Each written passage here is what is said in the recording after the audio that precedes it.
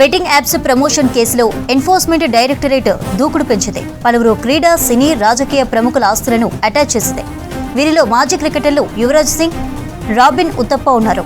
అలాగే సినీ నటులు Sonu Sood, Neha Sharma, Urvashi Rautela, Bengali actor Ankush Hazra ఆస్తులున్నాయి. TMC మాజీ ఎంపీ మిమీ చక్రవర్తిపైన చర్యలు తీసుకుంది ఈడీ. ఈ మేరకు ఉత్తర్వులు జారీ చేశారు ఈడీ అధికారులు. బెట్టింగ్ యాప్లతో చాలా మంది యువకులు సూసైడ్ చేసుకున్నారు. దీంతో ఆ యాప్స్పై నిషేధం విధించింది కేంద్రం. ఈ అంశానికి సంబంధించిన అప్డేట్స్ తెలుసుకుందాం. అనిల్ ఫోన్ లైన్లో అందుబాటులో ఉన్నారు. అనిల్, బెట్టింగ్ యాప్ ప్రమోషన్ కేసులో ఈడీ ఆస్తులు అటాచ్ చేసినట్లుగా తెలుస్తోంది. మరేంటి వివరాలు దీనికి సంబంధించి?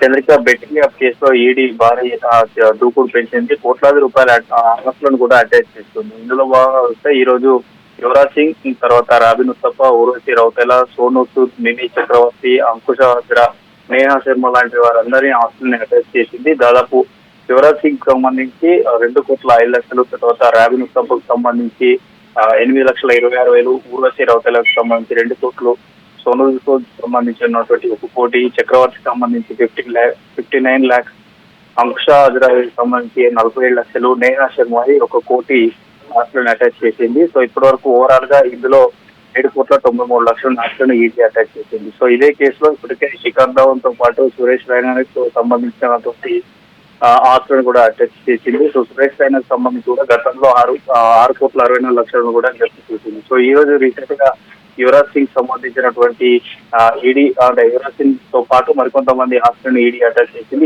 ఈ కేసు మొత్తం కూడా 1x బెట్, దానికి సంబంధించినటువంటి ఇతర స్పోర్టింగ్ లైన్స్ సంబంధించి కానీ ఇండియాలో అనుమతులు లేకుండా ఉన్నటువంటి యాప్స్ సంబంధించి జూదం, అందులో బెట్టింగ్ చేయడం, సో ఇదొక బిజినెస్ గా ఏర్పరచుకున్నట్లు తెలియంది. సో సెలబ్రిటీలు, రాజకీయ నాయకులు, సెలబ్రిటీలు, క్రికెటర్లు, ఇట్లా వీరందరినీ కూడా ఒక్కొక్కరిగా పూర్తి ఆస్తులను అటాచ్ చేస్తుంది. సో ఈ చెల్లింపులన్నీ కూడా ఇండియాకు అనుమతి లేకుండా, ఇండియాలో అనుమతి లేని ఏవైతే యాప్స్ ఉన్నాయో సో అందులో పెట్టుబడులు పెట్టి, సో అందులో ఈ గేమింగ్ యాప్స్ సంబంధించి నిర్వహించినట్టు తెలుస్తుంది. సో ఈడీ దర్యాప్తులో మాత్రం 1x బెట్ ఇండియాలో నకిలీ వేలాది కొద్ది నకిలీ పేర్లతో ఈ ఖాతాలు తెచ్చినట్టు తెలుస్తుంది. ఇప్పటి వరకు 6,000కు పైగా కూడా ఇలాంటి ఖాతాలను గుర్తించారు. సో ఈ ఖాతాలలోని బెట్టింగ్ అన్ని కూడా జమ చేయడం వల్ల డబ్బును అంతా కూడా ట్రాక్ చేయకుండా ఉండడానికి అనేక సార్లు వీరు గేట్వేలో డిఫరెంట్ గేట్వేల ద్వారా ట్రాన్స్ఫర్ చేశారు. సో వీటన్నిటిని కూడా ఈడీ గుర్తించింది. సో ఈడీ దేశంలోనే 4వ చెల్లింపులకు సంబంధించినటువంటి